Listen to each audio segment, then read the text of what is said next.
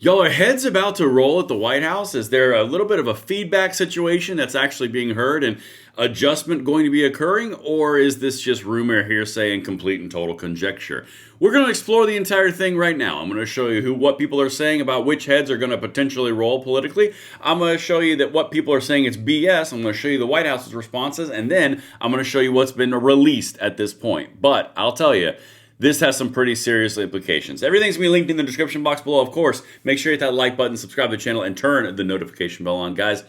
This is a pretty important topic, and I want to hear your thoughts as well in those comments. Now, here's my disclaimer before we get going. No one has told me this. No one has leaked me this. I have not had any political conversations. I am not Nostradamus. I cannot tell you what's going to happen. What I am going to do and what I can do, however, is I can show you what is being discussed right now and what's being leaked and all the rumors around particularly maybe the Attorney General head rolling and then maybe the Chief of Staff head rolling at the White House. We're going to see. I'm going to walk you through the entire thing, and you guys can tell me what you think in the comments field right down there. All right, let's get into this. Enough of the disclaimers. I want to throw this out here. And this is the most credible part of this. The rest of it is all repost and tweets until you see the other side. Watch. Paul Sperry, now this is a senior reporter.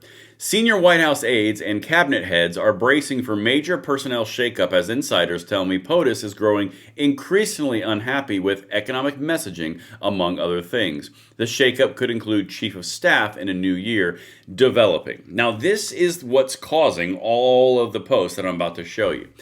If in case, and we're going to say this really quickly, if there is in case frustration at the economic messaging, that would be apropos because there is a pretty large gulf between the messaging and the outcomes. I mean, genuinely, right?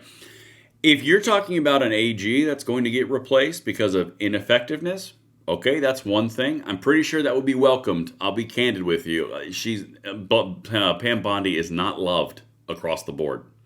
If the chief of staff gets replaced because of messaging, I can't tell you the implications of that or who will be on the replacement docket, but I can tell you that would be framed as I'm listening to the feedback, I'm listening to the discontent, and we are adjusting to make sure we have a representative White House administration.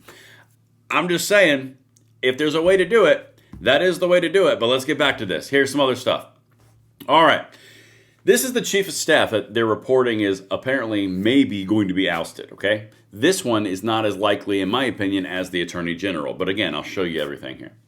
Susie Wiles, reportedly on the hot seat as Trump's chief of staff, with changes in January up in the air. Admin staffers, powerful Trump donors, consultants, and the MAGA base have singled out Wiles for siloing Trump away from his supporters, causing displeasure. Again, I'm going to catch you up on a theme here in a second, but let's finish these out. Just in, President Trump has seriously considered removing Susie Wiles, chief of staff. Would you support this move? Joshua Hall, breaking. The Trump administration is considering a New Year shakeup. And Attorney General Pam Bondi, as well as White House Chief of Staff Susie Wiles, are reportedly on the hot seat. You'll notice how this verbiage is always the same. It sounds exactly the same. And replacements are being looked at. Two women that are all talk, no action in the eyes of many of us who support President Trump have been sabotaging this administration from within. Starting with firing these two would be a step in the right direction. Now, this is where it gets really intriguing because I got one more for you. Rumors are Trump is considering getting rid of Susie Wiles. Susie did a great job during the campaign, but she has frankly sucked the first year of this administration. The messaging has been terrible. And this is where it gets intriguing to me. Because in a scenario where you have leaks and rumors like this, usually the rumors aren't using the same hot words, the same emotional trigger words, like hot seat or the messaging has been terrible, right? It's all around messaging and it's all around individuals, and then it's all about hot seat, right? Those things are typically what you want to look out for, and that's why it caught my attention because I saw consistency in the pattern. Now, if you were going to do something and do a rebrand, that would be the way to do it, would be to remove issue parties or issue people that could be perceived as an issue in the representation or a blocking of the agenda. That is how you would do it. But anyway, let me get back to the other side of this, because again, I told you there are two sides to this, but I find this fascinating that it's dropping like this.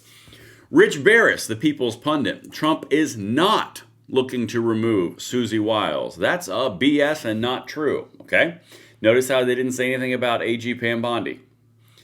Breaking: President Trump has praised Susie Wiles as the most powerful woman in the world. Susie's an angel. I stand with Susie and Trump. Okay, I'm going to play this clip of Donald Trump, and then again, this is the back and forth that you're going to see, and then I'm going to show you what's actually been released, and then show you my thoughts on it at the end when I tie it all together. Watch this. Susie Wiles, she had a father, Pat Summerall, the great announcer.